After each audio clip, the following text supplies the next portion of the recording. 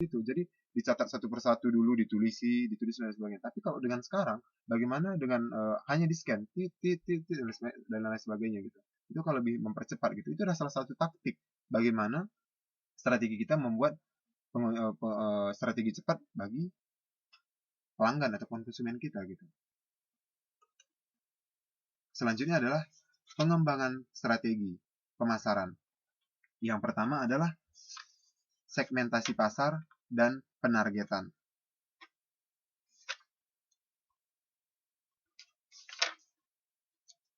Strategi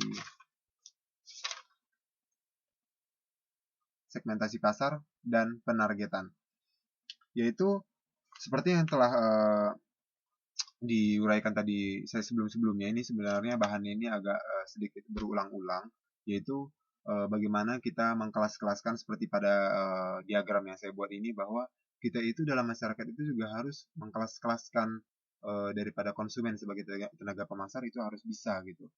Misalnya sebagai salah satu contoh, misalnya mobil misalnya.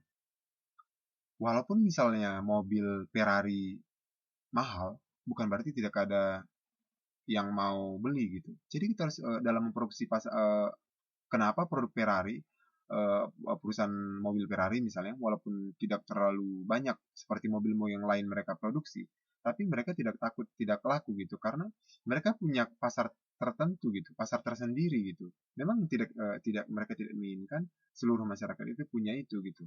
Tapi bagaimana mereka juga bisa memiliki pangsa pasar tertentu gitu. Itu dia segmen pasar dan penargetan. Mereka juga tahu siapa kira-kira pasar bidikan mereka gitu. Terus yang selanjutnya adalah pemosisian pasar, itu konsep ini adalah eh, konsep yang kedua sebagai dasar daripada strategi pemasaran, yaitu di sini perusahaan memilih pola konsentrasi khusus yang dapat memberikan peluang maksimum untuk mencapai tujuan sebagai pelopor gitu. Yaitu perusahaan baru dapat beroperasi setelah memperoleh posisi tertentu di pasar gitu. Oleh karena itu, ia harus menentukan pasar sasarannya. Dan selanjutnya adalah strategi memasuki pasar. Ya, strategi ketiga ini adalah menentukan bagaimana menjangkau segmen pasar sasaran gitu. Perusahaan dapat menempuh beberapa cara, yaitu yang pertama adalah membeli perusahaan lain, yaitu eh, membeli perusahaan lain ini dianggap suatu cara yang paling mudah untuk memasuki pasar gitu. Mungkin selama ini udah ada pasar, misalnya dulu mungkin mbak-mbak ingat itu apa dulu, handphone yang sudah mati, sekarang nggak ada lagi ya. Nggak tahu udah mati atau belum. Itu dari Republik Ceko atau Finlandia kalau nggak salah itu. Handphone yang dulu udah Motorola kalau nggak salah dari Finlandia itu. Seperti itu misalnya. Perusahaan mereka udah misalnya udah mulai kolaps ataupun udah mulai turun misalnya. Jadi bagaimana kita itu dalam memasuki pasar itu, ya kita balik aja perusahaannya. Kita bangun kembali gitu untuk memasuki pasar itu gitu. Kita tidak perlu lagi membangun perusahaan di bidang telepon ataupun HP gitu. Tapi kita cukup membeli dan mengembangkannya gitu. Terus yang kedua adalah berkembang sendiri gitu. Yaitu bagaimana eh, cara ini banyak digunakan oleh perusahaan yang menganggap bahwa posisi yang kuat hanya dapat dicapai dengan menjalankan riset dan pengembangan sendiri gitu. Yaitu bagaimana kita maksudnya di sini adalah bagaimana kita mengembangkan research and development itu di perusahaan kita gitu. Ini juga merupakan salah satu yang paling efektif sebenarnya gitu.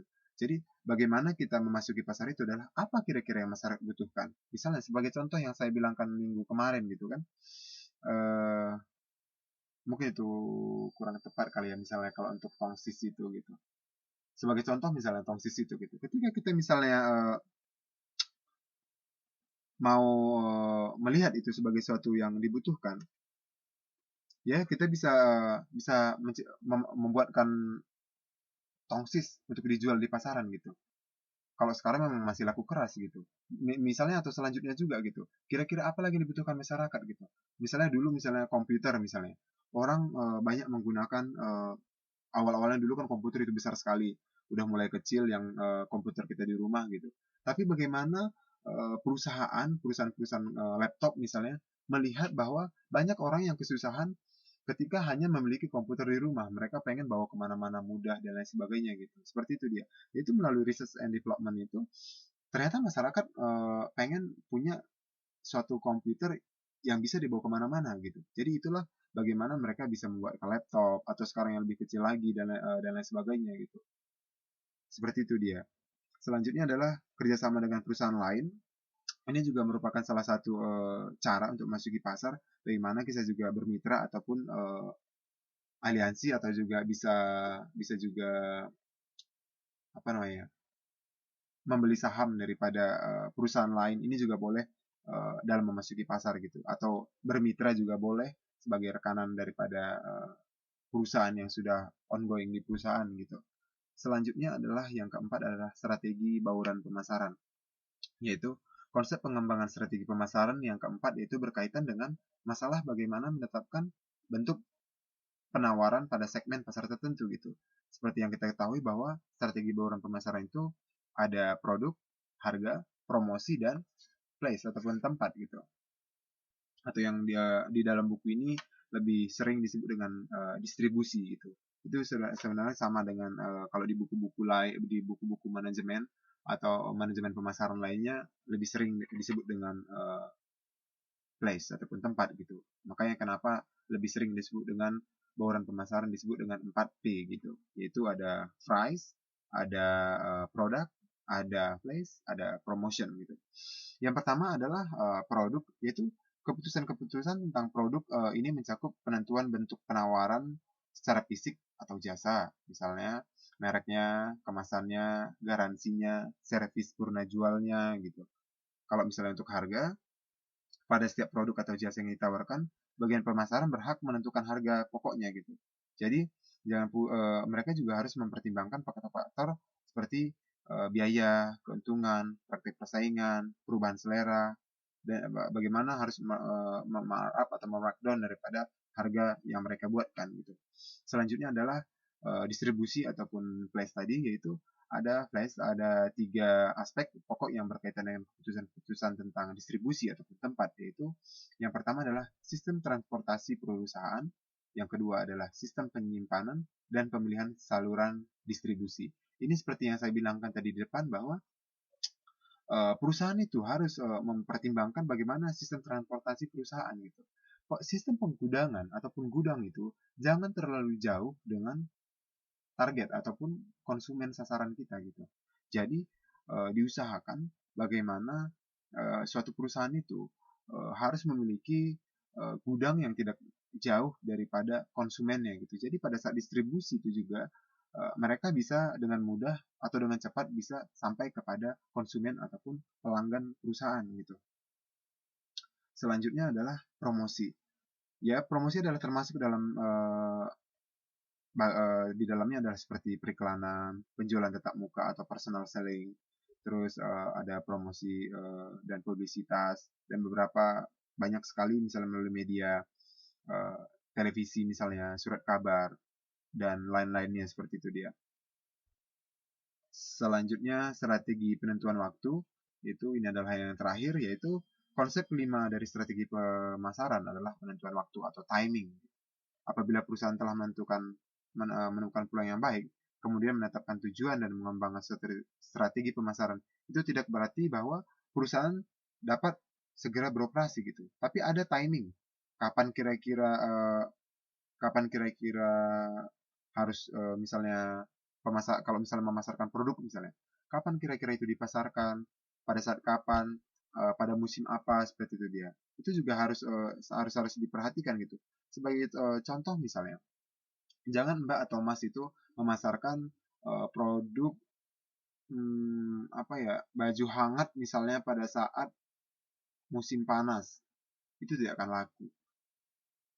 Atau ada nggak atau Mas atau yang lainnya kasih contoh? Kalau misalnya Mas Didik Rianto bilangkan 7P, benar. 4P itu benar, 7P itu benar. 4P itu apa? Price, product, place, and promotion. Itu adalah untuk, nanti mungkin kita bahas di belakang, itu adalah marketing mix atau bauran pemasaran untuk produk. Itu adalah untuk produk. Tapi untuk jasa itu ada 7. Itu dari tambahan dari 4 ini ada 3 lagi, yaitu ada people, ada proses, ada physical evidence. Jadi kalau misalnya sebagai contoh, misalnya bauran pemasaran berbeda pastinya antara produk penjualan BlackBerry ataupun Xiaomi misalnya, produk handphone China, itu pasti akan berbeda bauran pemasarannya dengan misalnya bank. Itu berbeda gitu. Jadi produk itu adalah 4P, jasa, penjualan jasa adalah 7P. Tambahannya yang 3 lagi adalah physical evidence, process, and people atau orang. Ada yang mau menambahkan ini strategi penentuan waktu tadi?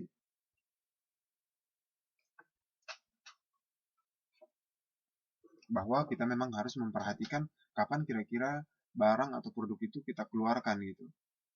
Sebagai contoh tadi saya bilang kan adalah baju hangat, itu adalah kita pasarkan pada saat musim dingin, jangan pada musim panas, karena itu kalaupun itu laku tidak akan selaris pada musim dingin, seperti itu dia. Jadi timing itu sangat penting gitu.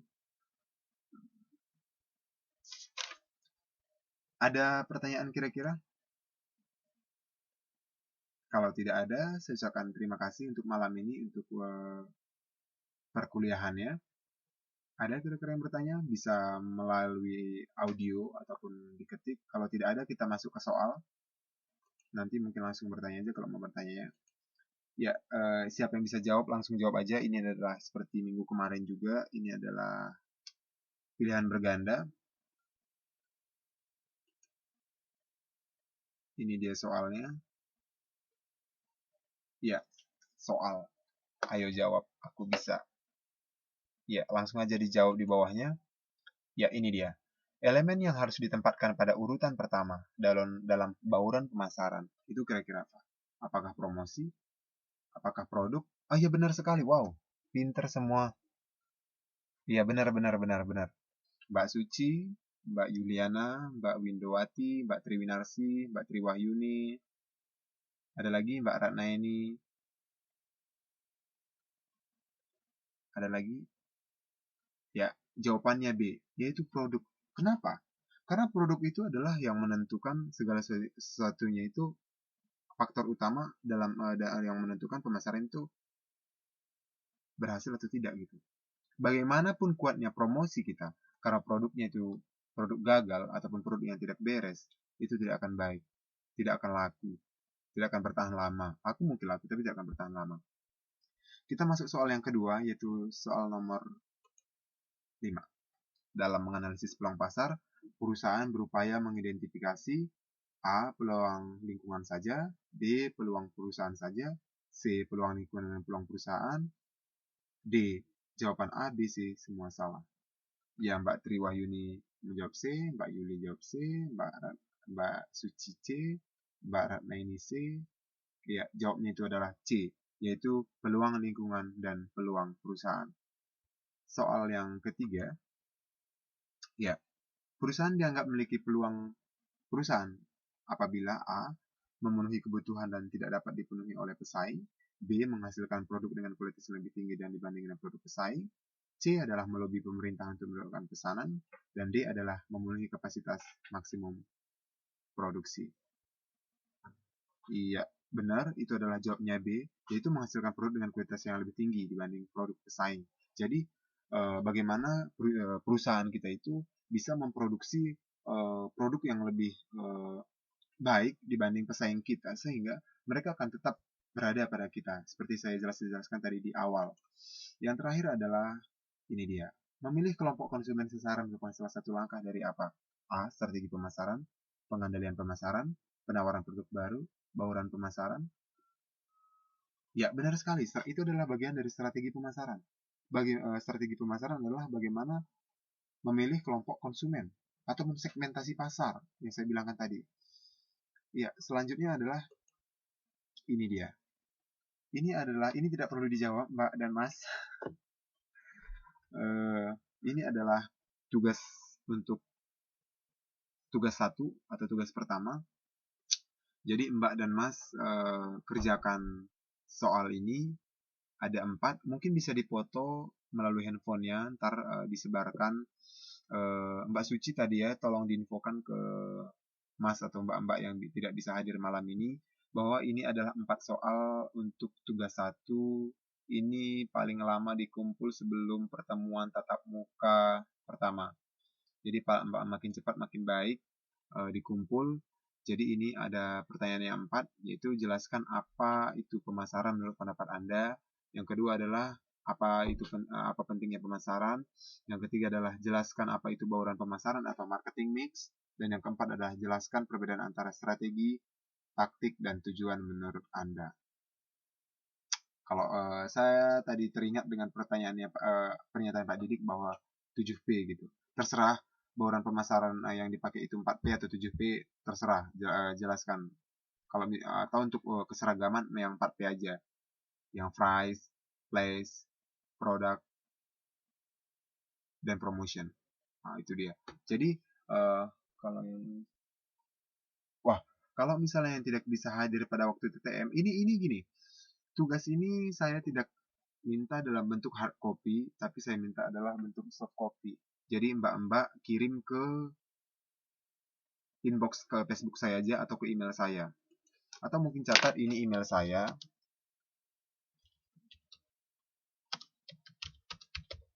Robetmi jumpa kita @yahoo.com. Mungkin Mbak atau Mas bisa kirim ke sini, atau juga melalui inbox Facebook dikirim aja ke situ. Kalau bisa di Facebook aja. Kalau misalnya pengen melalui email aja di attachment. Jadi ini tidak dikumpul sebelum TTM 1. Jadi untuk yang tidak bisa hadir, nggak ada alasan sebenarnya tidak mengumpul tugas ini. Kalaupun tidak bisa hadir untuk TTM 1, ya tidak hadir aja.